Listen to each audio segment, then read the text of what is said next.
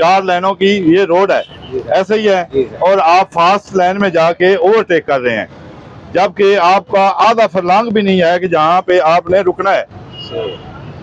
देखो ना, आपने ओवरटेक किया और फौरन कट लगाई, लेफ्ट पे आए और आप इधर आके रुक गए।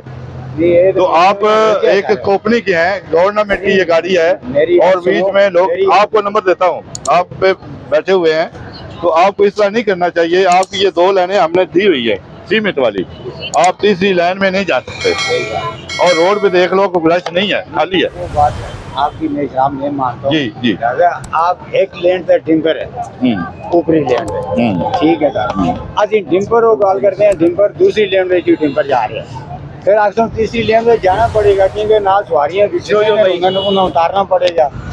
नहीं, ये बात कोई लॉजिक नहीं है जो आप बता रहे हैं कि 2 लाइनों में डंपर थे। हम आगे खड़े हैं ना, आपके सामने खड़े हैं, कार्रवाई कर रहे हैं, इसीलिए कर रहे हैं ना। तो अगर आप भी और फास्ट लाइन में चले जाएंगे तो आप भी उसी वलेशन में, आपका लाइसेंस किधर है?